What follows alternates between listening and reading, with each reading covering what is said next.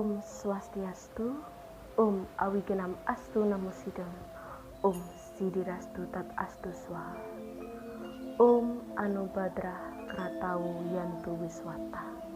Semoga semua pikiran baik datang dari segala arah. Berjumpa lagi dengan saya, Ibu Rita. Di sini saya akan melanjutkan tentang Kitab Mahabharata. Apakah anak-anak sudah jelas dengan penjelasan Bu Rita di bagian yang sebelumnya? Sudah ya? Kali ini kita akan melanjutkan ke bagian 2. Di sini kita akan mempelajari tentang parwa-parwa dalam kitab Mahabharata. Seperti yang kita ketahui, kitab Mahabharata terdiri dari 18 parwa atau disebut Astadasa Parwa.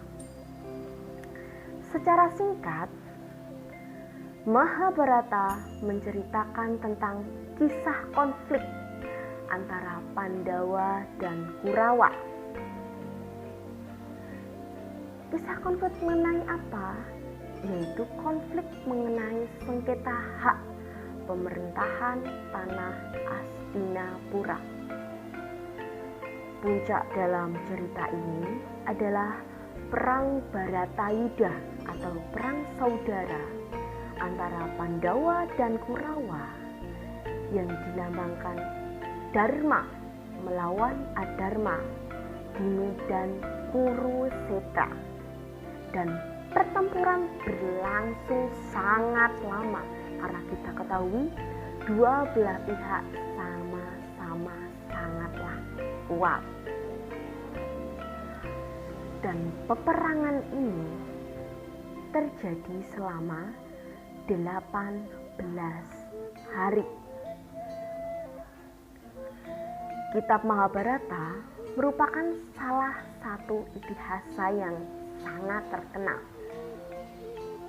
Kitab Mahabharata ini berisi lebih dari 100.000 sloka yang sebelumnya dalam Aswalayana Srauta Sutra disebutkan bahwa epos Mahabharata versi awal terdiri dari 24.000 sloka. Banyak sekali kan? Tidak bisa kita bayangkan begitu banyaknya sloka. Ibu yakin anak-anak pasti sangat bosan membacanya. Tapi kita harus belajar sedikit demi sedikit. Kalau kita mau memahami, baru boleh kita melihat filmnya. Pasti anak-anakku sangat suka.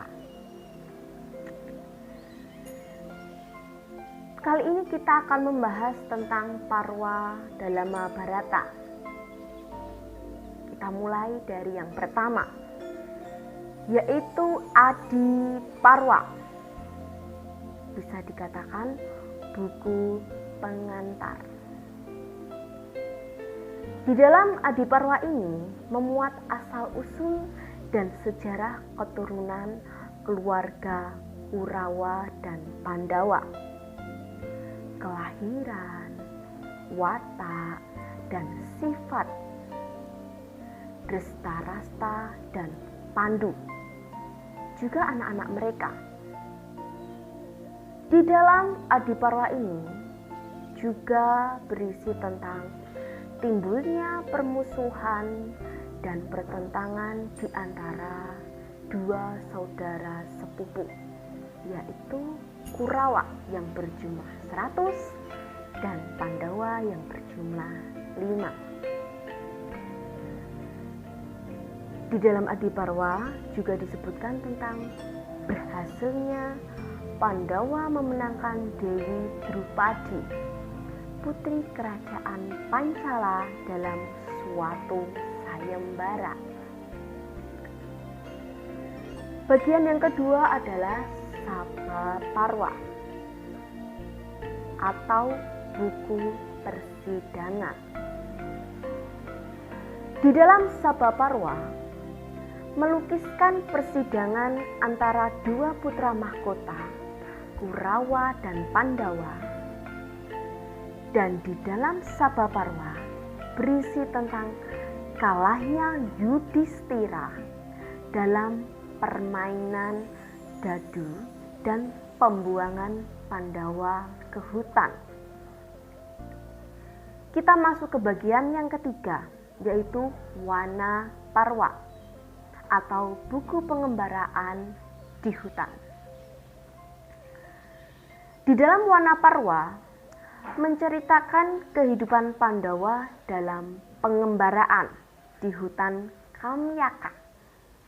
Buku ini terpanjang di antara parwa-parwa yang lainnya, antara lain memuat episode kisah Nala dan Damayanti dan pokok-pokok cerita Ramayana.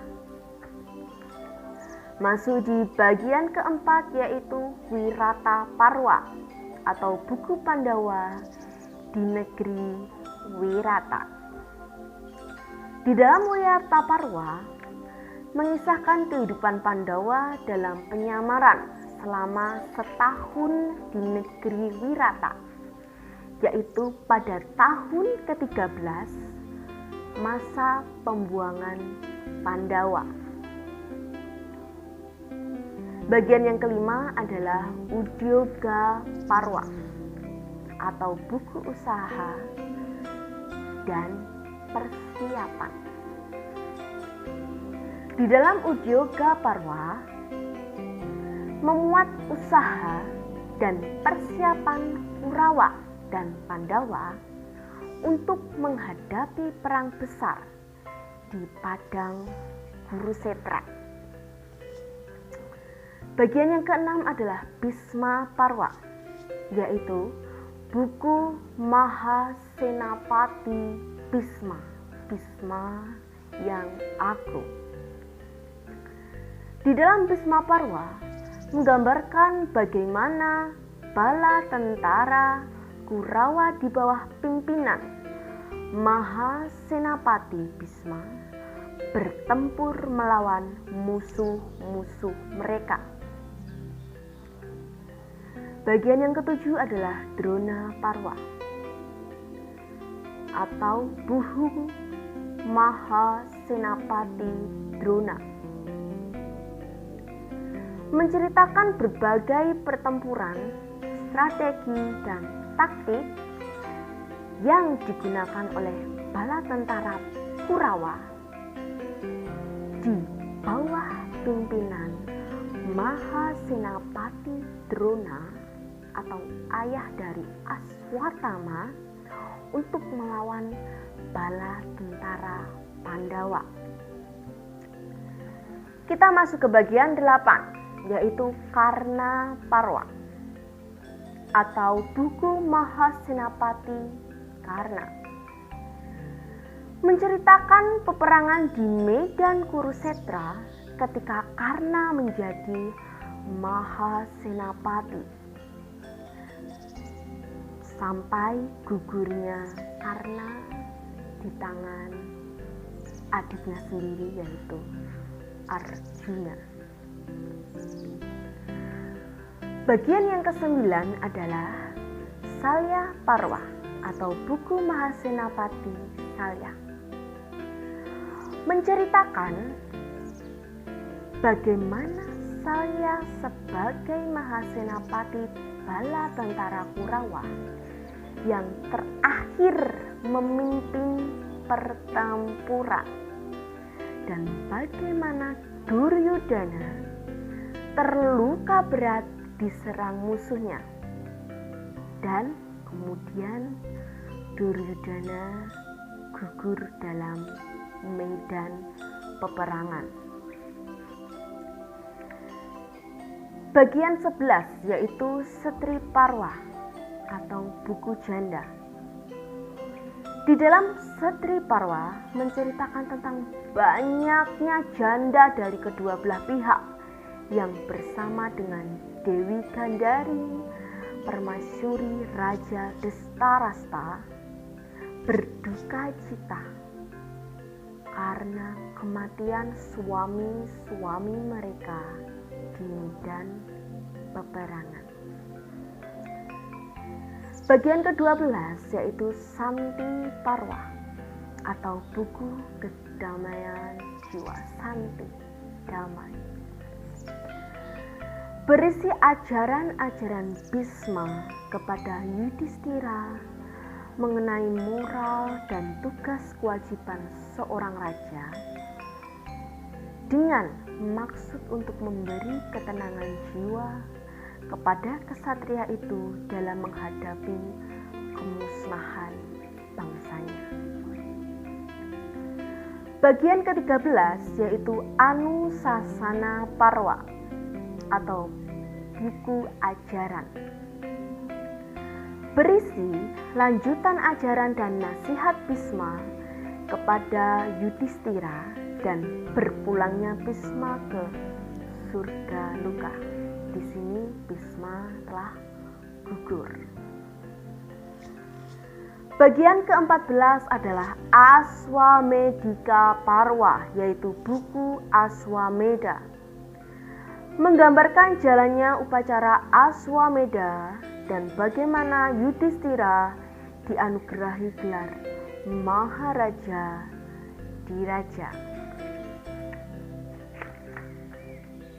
Bagian ke-15 yaitu Asrama Parwa atau buku pertapaan. Menampilkan kisah semedi Raja Destarasta, Dewi Gandari, dan Dewi Kunti di hutan dan kebakaran hutan yang memusnahkan mereka. Bagian 16 yaitu Mausala Parwa atau buku senjata gada. Di dalam Mausala Parwa menggambarkan kembalinya Balarama ke Krishna ke alam baka, tenggelamnya negeri Dwaraka ke dasar samudra, dan musnahnya bangsa Yadawa karena mereka saling membunuh dengan senjata gada yang ajaib. Bagian 17 adalah Mahaprastanika Parwa atau buku perjalanan suci. Di dalam Mahaprastanika Parwa menceritakan bagaimana Yudhistira meninggalkan tahta kerajaan dan menyerahkan singgasananya kepada Parikesit, yaitu cucu Arjuna, dan bagaimana Pandawa melakukan perjalanan suci ke puncak Himalaya untuk menghadap Batara Indra. Bagian yang terakhir yaitu bagian 18 yaitu Swargarohana Parwa atau buku naik ke surga.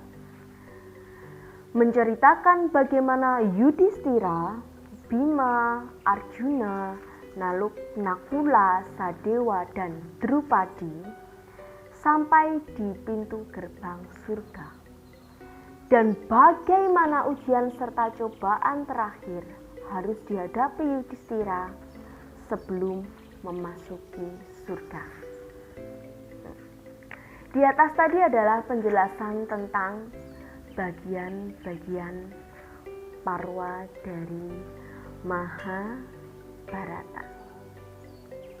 Untuk anak-anakku yang kurang jelas mungkin nanti bisa ditanyakan lewat mana Bu Reta, lewat komentar. Bagaimana Bu Reta akan menilai? Dari like dan komentar anak-anak semua.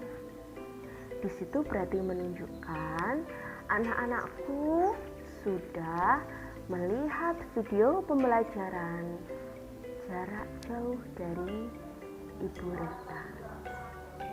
Sekian pertemuan dari Bu Reta hari ini, penjelasan Bu Reta hari ini. Semoga kalian sehat walafiat, diberikan kemudahan. dan diberikan kesehatan, serta terhindar dari wabah virus corona ini. Apabila ada kesalahan kata, kesalahan pemaknaan, kesalahan pengertian, kurangnya jelasnya penjelasan dari Bu Reta minta maaf. Akhir kata, Bu Reta tutup dengan para Masanti.